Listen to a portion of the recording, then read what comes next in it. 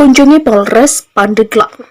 Ratusan warga tuntut pembebasan Habib Rizik. Kami tokoh ulama, tokoh jawara, tokoh ormas, tokoh masyarakat, tokoh pemuda, masyarakat Kabupaten Pandeglang yang tergabung dalam Forum Umat Islam Banten. Kabupaten Pandeglang mengecam tindakan aparat kepolisian, dalam hal ini Polda Metro Jaya, yang telah menahan Imam Besar Al-Habib Muhammad Rizik bin Husain bin Syihab. Sebagai bentuk kekecewaan kami menyatakan sikap sebagai berikut. 1. Bebaskan Imam Besar umat Islam Al-Habib Muhammad Rizik bin Husain Syihab tanpa syarat. Akhir. 2. Usut tuntas membunuh 6 syuhada Laskar Front Pembela Islam dengan segala bentuk tim pencari fakta yang independen. 3. Kami minta seret dan adili semua oknum aparat yang terlibat dalam pembunuhan tersebut ke pengadilan hak asasi manusia. Akhir. Yang ketiga, stop kriminalisasi ulama. Yang keempat, stop diskriminasi hukum. Dan demikianlah pernyataan sikap kami yang kami sampaikan. Apabila pihak kepolisian tidak membebaskan Imam Besar umat Islam Al-Habib Muhammad Rizik bin Husain Syihab dan mengusut tuntas 6 syuhada, kami masyarakat Pandeglang akan datang ke Polda Metro Jaya untuk menyerahkan diri, karena kami juga ada dalam kerumunan Bandara Soekarno Hatta Petamburan Mega Bendung. Karena yang bersalah bukan Habib Rizik, kita adalah yang cinta Habib Rizik datang berbondong ke sana. Malah saya sendiri menginstruksikan kepada anak bos saya, kepada santri untuk berangkat ke Jakarta. Bukan Habib Rizik, demi Allah, saya sendiri. Sebenarnya lebih tepatnya ke petugas pengadilan sih. Petugas pengadilan? Petugas pengadilan, karena kita dihambat untuk masuk. Dan sebenarnya poin krusialnya adalah kita lagi-lagi merasa dan terlihat serta memang faktanya itu diperlakukan tidak adil. Kita semua sama-sama tahu kan terkait kasus prokes ini, gimana Habib Rizik dan kawan-kawan mendapat perlakuan luar biasa diskriminatif, tidak adil, yang di sana dihukum di sini tidak dihukum. Sudah begitu hukumannya juga luar biasa, pasalnya mengada-ada. Prokes bisa jadi tuntutannya mencabut hak politik, tuntutannya mencabut hak hidup, maksudnya kepemilikan di pasal 35 dan 10 KUHP itu. Terus kita bicara ini bukan masalah politik, apa urusannya prokes sama mencabut hak politik?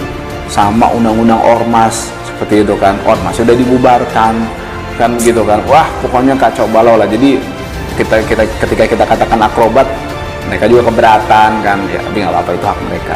Itu sih sebenarnya intinya tadi. Terus yang mau kita sampaikan seperti itu.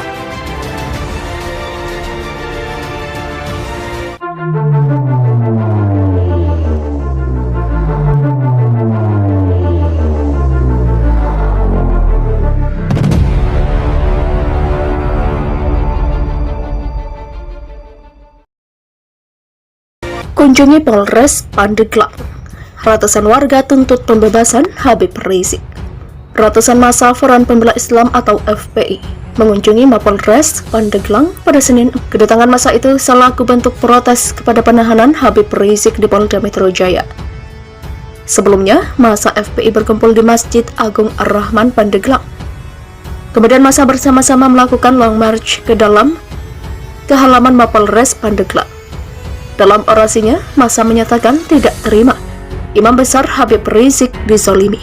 Selain itu, massa pun menyatakan kesiapannya untuk menggantikan Habib Rizik di tahanan, karena kedatangannya pun berencana untuk menyerahkan diri. Tuntutan kami hanya satu, bebaskan Imam Besar kami. Kami siap menggantikan Imam Besar untuk ditahan.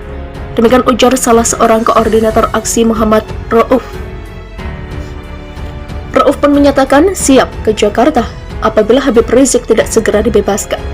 Pengacara singgung azab yang bikin jengkel Habib Rizik.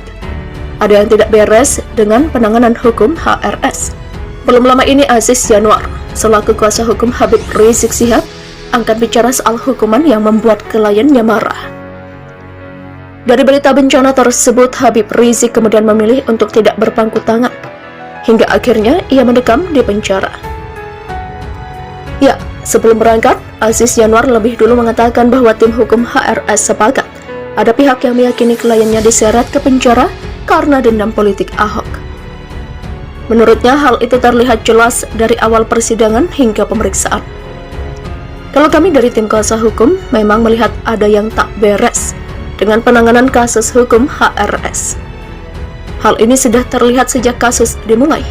Untuk kasus swab perlu diketahui dan perlu digarisbawahi kalau pelapor adalah Kasat Pol PP di bawah arahan Bima Arya.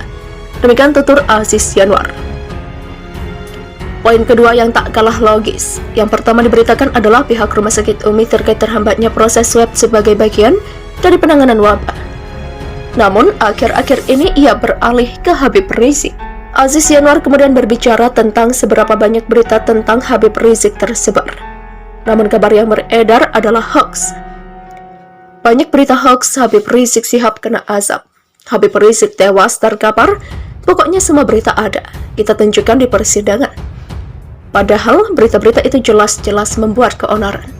Tapi lucunya berita-berita itu luput dari pantauan hakim, polisi tidak dianggap. Demikian kata Aziz Yanuar. Setidaknya itu diketahui secara luas sebelum terjadinya penangkapan Habib Rizik. Beritanya pun beragam. Dari situ Habib Rizik marah dan memilih untuk melawan kabar buruk tersebut, termasuk ketika dikabarkan positif COVID-19. Sedangkan Habib Rizik sendiri bereaksi karena ingin menyanggah kabar bohong tersebut sebagai pemicunya. Namun, apa yang terjadi diabaikan. Dan ketika Habib Rizik masuk meja berita, dialah yang menjadi sasaran. Maka tak heran jika Habib Rizik menilai kasus ini menjadi presiden buruk bagi penegakan hukum di Indonesia. Habib Rizik dan Jaksa Penuntut Umum akan berhadapan lagi di Pengadilan Tinggi DKI. Habib Rizik Syihab dan kuasa hukumnya akan kembali berhadapan dengan Jaksa Penuntut Umum dalam perkara pidana karantina kesehatan kerumunan di Petamburan, Jakarta Pusat. Kali ini perkaranya soal pengajuan banding di Pengadilan Tinggi atau PT DKI Jakarta.